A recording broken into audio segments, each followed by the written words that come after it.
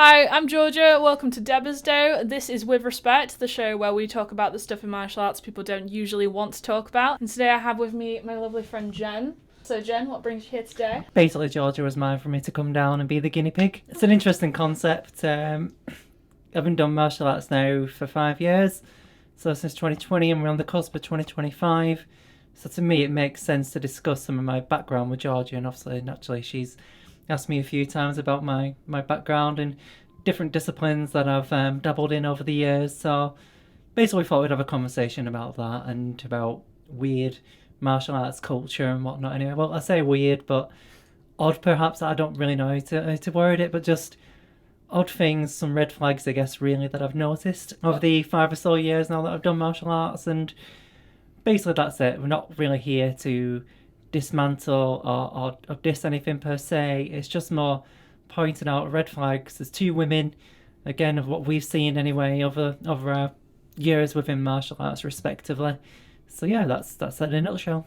Yeah, I remember when I first met you, it wasn't at Taekwondo, it was at the gym that we both attended. And I have a PT friend who said that he knew someone else in the gym who did martial arts and he wanted us to go have a chat. And I think you came up to me and said, "Oh, that's a really good app chaggy you've got there," which I was like, "Oh, she knows things." I remember after we started talking about that, you started showing me some BJJ roles that I still don't think I've really got. So I realised that you'd done more martial arts before that. Yeah, long story short, at the time, I think when I first got chatting to you, I was doing BJJ. I'm not going to name the club. And okay, I learned quite a bit within the 2 months I was there. Fundamentally, I did enjoy the discipline. But again, with these red flags that we were discussing, it was like £70 a month for your training fee, which is quite steep, I understand. But you budget, you work out how to pay for it. And then my fundamental issue was, it was like, yeah, okay, it's going to be 2 self-defense classes a week and then bits of sporadic competition classes, fundamental classes, they like to call it anyway, with some competition stuff thrown in. And I think within the first 2 weeks, the second self-defense class went down from on a Saturday, so we just basically had a Wednesday only, so just one day a week from two we went down from. So again, I was like, well, I'm not really getting my money's worth here, so I was a bit annoyed about that. But then I'd been there for like 3 weeks, and then I'm being asked to help to coach from a purple belt instructor as well. So purple belt's probably like 4 years, I think, or 4 to 5 years in BJJ. And the BJJ people, you can actually put it in the comments and you'll have more of an idea. I was very much a newbie without a single stripe on my white belt. So fundamentally, that was the issue. And again, like, the culture wasn't the greatest neither. It was very much like a meat grinder kind of approach towards it. You'd be sparring with, very burly men. I was only like 60 kilos at the time. I didn't have much on me. I'd been on a long-standing weight loss journey. And so I'd lost a significant amount of weight and body fat, if you wish, as well. So I had nothing on me, and it was And just you're I not didn't have the someone who's muscle. opposed to cross-gender sparring, No. but for a first class. Yeah, and it was like, so like you say, you're straight in there with these big burly dudes, and it's like they're just chucking you about for the fun of it. And then I tried to convince myself, oh, this is the culture of BJJ, and then the instructor was like backing that up anyway. So he was like, yeah, but this is the culture, you just have to hang with it. And then there was like misogynistic comments made against myself and multiple other women there. And so we were like, well, this isn't really appropriate, is it? Can we just keep it relatively professional in the training hall, the mats? Examples of what a comment would be? Being called a female bitch. So Lovely. yeah, so try not to swear because I don't understand like what a rating is. You or can whatever. swear if you want. So- I'll bleep it if it's too much. Yeah, trying to be very careful. And some things are like, but the positions you're in BJJ as well. They have this saying, "Get comfortable being uncomfortable." Okay, you need to have some discomfort in life in order to grow as a person. Mm-hmm. That's fair. That usually comes through some kind of study, etc., etc. That can be like saying learning martial arts. That's getting out of your comfort zone. Mm-hmm. 5 years ago, the concept of me walking into a martial arts training hall, I would have told you to kindly go play with traffic, But then it was like, okay. And I thought, oh, had a couple of situations, excuse me again, where I thought, oh, well, some self-defense would have come in handy. And one being outside of a chip shop where somebody had parked within an inch of my front bumper of my car at the time. Mm-hmm. And then after getting my food from the chip shop, I hadn't noticed this. I'd come back and then somebody parked subsequently after that. And so naturally I get my phone torch out and I'm looking, it's like, God, have they caught my car or what? And next thing, like 3 guys and 2 girls come bombing out of this pub where the chip shop was near, and start, using threatening language and to beat me up and stuff. And I'm like, literally, you're parked within an inch of my bumper. It's just the natural thing to do, is to check my car. Yeah, you're just trying to live your life. Yeah, and I was just like, right, you've not called it, I'm going to go now. Like, you better F off, blah, blah, blah. You ever do that again, we'll knock you the F out. And, were you taking pictures? We want to see your phone. I'm like, you're not looking at my phone, you silly bugger. Yeah, no, that's how you get your phone, Nick. Yeah, and so... that's not nearly conflict de-escalation. Yeah, so I was just like trying to keep the distance best I can, just trying to think on my feet, and then pretty much got in my car, then got out of the road. Fundamentally, yeah, so getting back onto like the main point, with the history of BJJ, it's still a discipline that I want to train in. And again, like I say, the couple of the different clubs that I've tried out over the years, unfortunately, bar one still had that culture of go hard or go home, which, okay, I get it. If you want to compete at the higher levels, you're going to need that. Yeah, but sometimes you start something new because you don't know if you're going to enjoy it yet. You need to like test the waters, and God forbid you do something for a hobby, for fitness. Yeah, and that was the fundamental issue, was like the very, like you say, go big, go home, go hard, go home, whichever way you prefer to say it. And there wasn't really any like tailoring towards a person's ability. You're like, oh, you're the white belt, therefore we're just going to throw you a bit like a ragdoll. And that was fundamental, because they talk about that in video games, again, like ragdoll concept, where you can throw a character about for the fun of it. And that's what it felt like. I was being thrown around everywhere. Some of them had like a judo background, so they knew the trip ups, the hip throws and whatnot. And so some of them, like say, wanted to do neowaza, which is the judo ground game. I was struggling to keep up with the speed, and I just felt like I was learning the grand square of nothing, absolutely nothing. I was learning. I was going home, battered and bruised. Okay, I don't mind a few bruises from sparring, but again, I've got a job to get up to in the morning. I need to be able to provide for myself. We definitely have had some clashes, but never something that has stopped you being able to get up and go to work. No, that's it. You've kicked me in the head, I don't know how many times, and vice versa. I was just hugged afterwards and gone a good shot. And exactly. And that's it fundamentally. But like say, when you've got a guy who's like 100+ kilograms on top of you, and he's sweating away, and his gi stinks of cigarette smoke as well as a non-smoker, I was like, this is like... not just uncomfortable, this is incredibly deeply uncomfortable and borderline dangerous. Yeah, like pain. Secondly, like you say, the hygiene standards just weren't there in the club. There wasn't really much like cleaning the mats in between classes. And so you could still see like people's hair from the head and stuff on there. And you'd think there'd be probably like a 10-minute gap in between lessons anyway to just disinfect the mats and have a bit of a sweep up, but then I started noticing that wasn't a thing. And I've seen people like bleed straight on mats, like full on nosebleed gushing, and then they're like, even during a competition when they are rushing, like you are on a schedule and everyone's always running late at competitions to be able to get people off those mats, pack up and go home, because the leisure centre staff want to go home, and they will still go stop, get the bio kits, there's a whole bucket for these sort of waste materials, and they will stop it.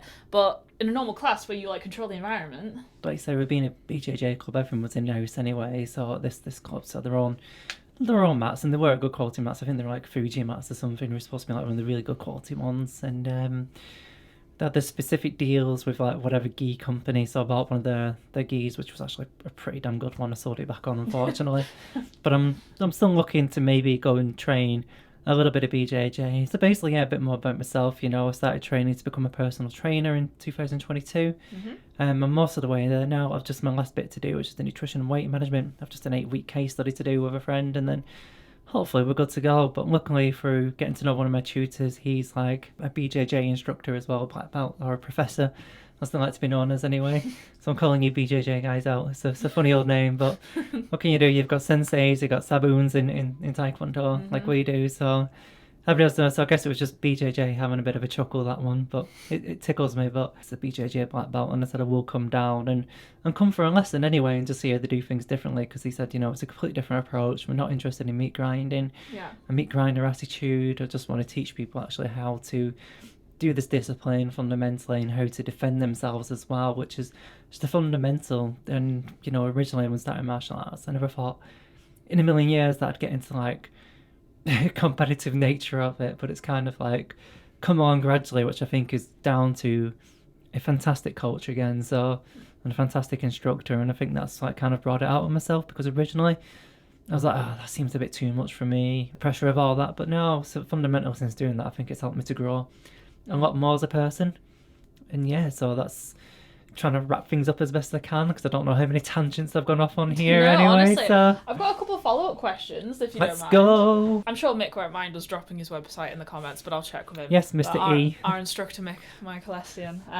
We really like him very much. Thinking of the time of year, like New Year's, like coming up, people are always really getting into like the fitness New Year's resolutions, and it's sometimes people do choose martial arts for that because they don't want to just go to the gym. Like, we like lifting weights, but some people don't, and you want to like do something more unusual to sort of get into the fitness groove. But what's your opinion on people come to a taster class, maybe 2, and then they start going, oh, I really enjoyed that. Like, they don't say if they had any questions or any issues. They just don't come back. Maybe that's British culture. But what do you think of the assumption by other existing club members that the newbie's not going to be there, and therefore why not treat them like some training tool? No, you shouldn't treat anyone as a training tool. If someone's fresh into the dojang anyway, I'm hoping they've come on with questions. That's number 1. So they should come on with questions, and you need to understand, like I said, the pricing structure of the club, the general vibe of the culture anyway. Who's the head instructor? What's the lineage of your instructor anyway? So who was their instructor's instructor? Blah blah blah. Was it an actual Korean person? That's the fundamental. And I mean, again, touching on BJJ, that's the big thing, is the lineage.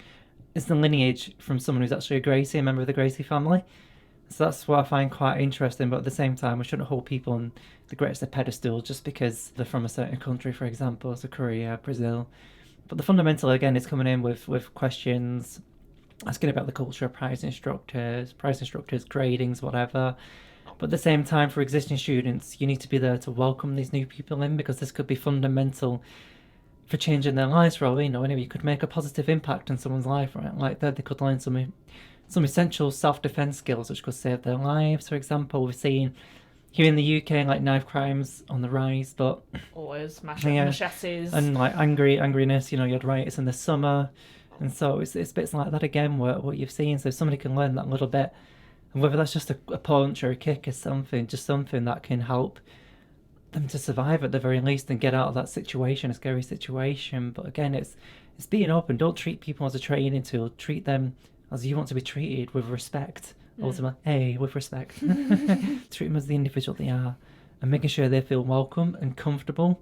I always try and focus on that. Like, as a black belt, like, I'm a second dan black belt in Taekwondo. Like, I had some time out, maybe I'd have been 4th by now. I've trained for a while, and I always want to make friends with the newbie. And like, we had someone who came in for a taster class after they like trained in WT style Taekwondo, and we do ITF Changhan style, and they were like asking me like, oh, what's the difference in styles, and I was explaining about the different patterns and stuff, and we haven't seen them since, which made me sad. But she is someone who I thought as a restarter could sort of understand what she was coming into, and I really wanted her to know that she didn't have to feel like you have to remember everything. You don't have to feel like it's all going to come flowing back, because like, people learn stuff as kids and then you learn it again as adults. It's like an entirely different experience. That's true, yeah. And again, like I said, the kicks for the most part are going to be the same between ourselves and respective WT practitioners again, so I feel the muscle memory is there for people anyway. And with an instructor like Mick, Michael,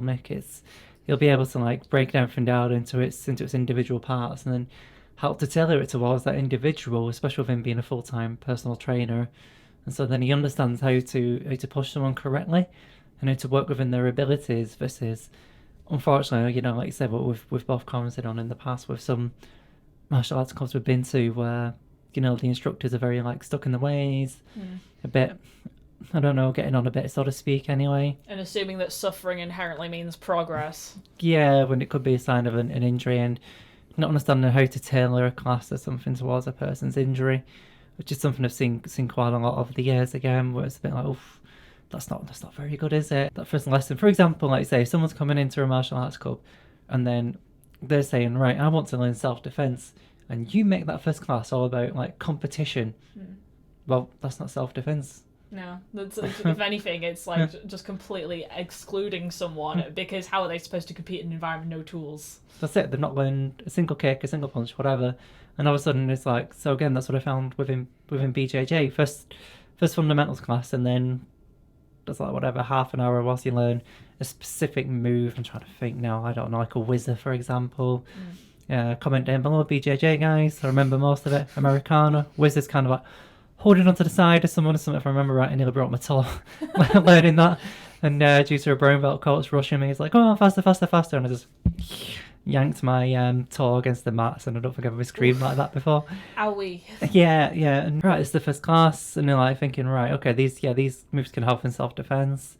But the next thing is like, oh, if you hold this knee on belly for 3 seconds or something, that's 3 points.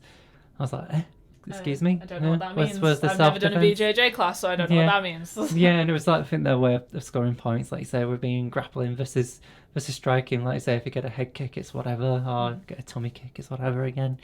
So that was the fundamental problem, and I thought, well, I want to learn self-defense, and I've seen on the old internets anyway that, you know, Brazilian Jiu-Jitsu is really, really handy for self-defense, and that's the fundamental. But again, touching on the point of where I had like a self-defense class, and then it kind of petered off, and then, like I said, it just became, instead of 2, it became 1 a week, and the next thing there's an expectation.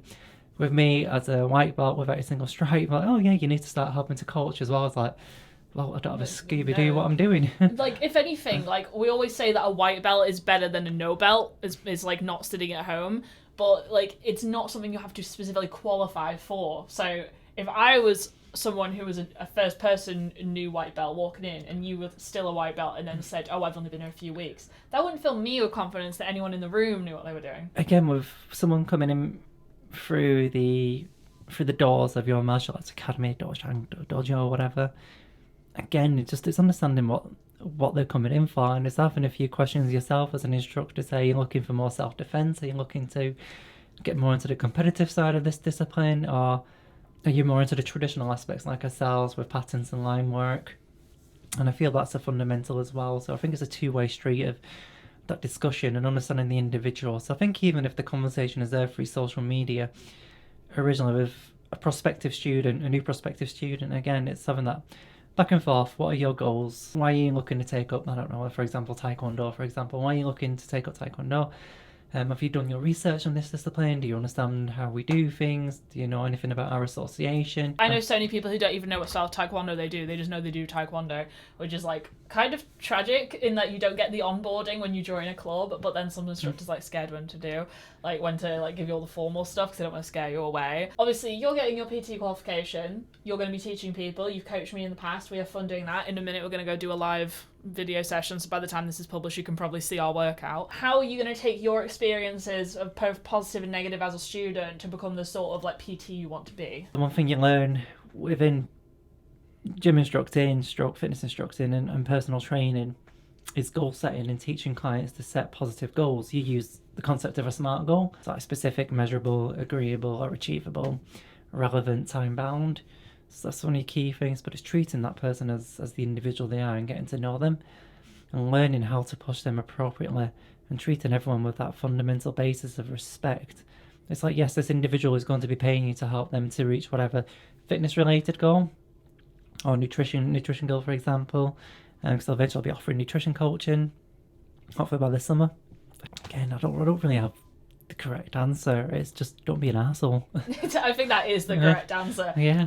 Like the doctors have the do no harm. Yeah. Trainers have the don't be an asshole. Yeah, because I've seen some really bad PTs out there, and part of my qualification again was a self-reflection bit on the portfolio of good and bad examples of like gym instructing, stroke personal training that you've seen, and you don't name anyone, but it's like, you know, I remember 2021, the gyms had reopened, and I was going to a specific leisure centre, and I was a bit confused about how to use the machine. We'd not been in the gym for the best part of, I don't know, probably 14 months due to lockdown procedures. And I asked this gym instructor, I said, hi, sorry, could you just walk me through a couple of these machines, please? I'm a little bit confused of how to use them. And he grumbles and grunts and starts having basically complaining to himself that he'll have to go put on a new pair of nitrile gloves in order to do it, otherwise he'll have to wipe every machine down. And I was like, well, God forbid. And I was like, right, if that's the case, chuck me the spray and a bit of roll and I'll clean it down myself anyway. It's not an issue.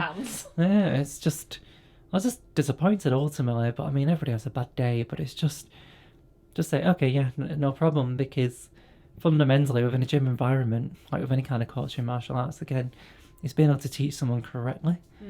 And so if someone's fresh in the gym and never done any resistance training, machines are your go-to.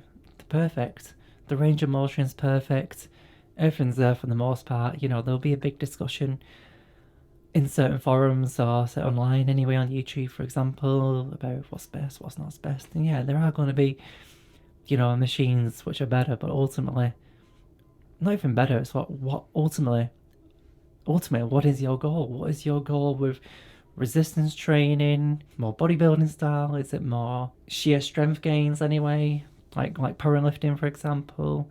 Is it more endurance as an athlete? Is it more throwing in like plyometrics? There's a myriad of things that go on, and again, we've both discussed like good and bad gym culture, so we're going off on a tangent here, and what we've seen, you have your lovely little home gym, which I'm incredibly jealous of. Oh yeah, it's fun. It's nice. It's so beautiful. It's like you walk into your apartment and it's like, oh. That is not the common reaction. Most people are like, what do you have a power rack behind your couch? That is normally the response. Because reasons. Because I make life choices that I want to live through. Yeah, you believe in like looking after yourself and longevity. And that's the key thing again, is like I say, if you have bad instructors in a gym, that's, that could have put me off my fitness journey anyway, there and then. But I think luckily with being a relatively mentally strong person, I was able to just kind of go, okay. And then fundamentally again, like thinking, I quite enjoy this old like gym business anyway, it's quite interesting, all these weights are interesting, but how on earth do I put all these together? What on earth do I do? And then I started doing some research that I get half an idea. I hired an awesome PT at the back end of 2021. I'm going to give her a shout out, Malena. I love you to pieces. Hope you had a good Christmas.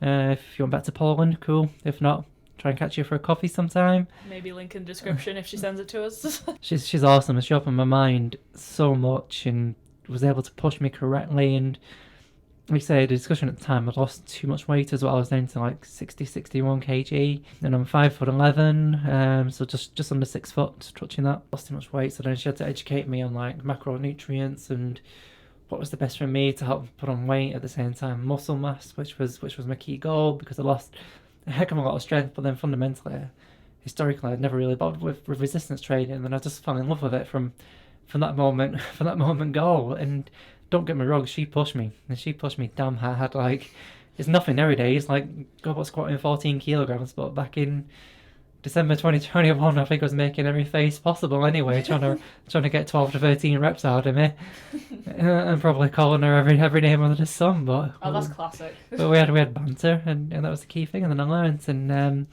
I think the lives of that inspired me again to go off and start to look. And originally, I was looking at a local college to learn just the gym instructor side, and I was like, that's okay for me. There's no way on earth I can become a PT. That sounds way too complex. And like you say, this long-term exercise prescription nonsense. I was like, no. So downward periodization, far too complex. Joking. I fell in love with the whole prospect of becoming, a fitness professional. And so I reached out to a local college. They said, yes, we do the gym instructor course. It's like a 12-week period. And I was like, okay, that's fine. Paid up front, £400-something. And then it got delayed, I think 3 times over. I feel like you said it was a few times. Yeah, and so I was just like, you know what, I'd like my money back, please. And then I started searching online for different like PT trading business things anyway, PT Academy, whatever. And then after doing some like reviews, I found Future Fit. That was it. Then I just kind of like rung them up, had a conversation. They had a wide variety of courses. I was quite interested in the nutrition side, so again I tacked on this level 4 Royal Society Public Health Nutrition Coaching, which I'll be doing later into 2025, hopefully by the summer I'll have that down. And I think that's a bit more sport-specific nutrition again, which is really good for other martial artists to help educate them. I fell in love with the process and learning again, having learned anatomy and physiology. Does it always stick? No. Any PT worth the salt will say they're going to forget things. There'll be physiotherapists who forget things as well. But you are always remembering stuff in class. Like, we'll get you on an exercise and she's like, it's working this muscle here. Well, that's usually Nick as well, with him being a full-time PT, because I remember a few times he's been like, right, what plane of motion is this exercise? And you're like, frontal plane. It's like, correct. And he'll just throw out little random tidbits. But Mick's brain never shuts up neither, because he's always like, yeah. Oh, I love it. It's the only way I can actually learn Korean is if he throws it in sometimes. Well, after the last grading theory, after coming back from a week in Germany and a week of exclusively speaking German. Puddle down the side. Yeah, and he's like, what's this, that, and the other in Korean. I'm like, ich weiß nicht. Tut mir leid. Ja, ich spreche Deutsch auch. Alles klar. Also, English. So whilst we're here, so it's like, yeah, so I think that's it. We've kind of churned it on a bit, and this is a whole new like little project. And if you like what you hear, maybe I'll make a return. Honestly, anytime you want. Is there anything you want to plug while you're here? Hopefully I'll be up and running as a PT in the new year, so if anybody's looking for any help, and then you never know, I'll be able to do Bolton area, hopefully some of Manchester City Centre, as like you say, hopefully Georgia are like, yeah, I'll rent you at my space, don't worry. We've had chats about this.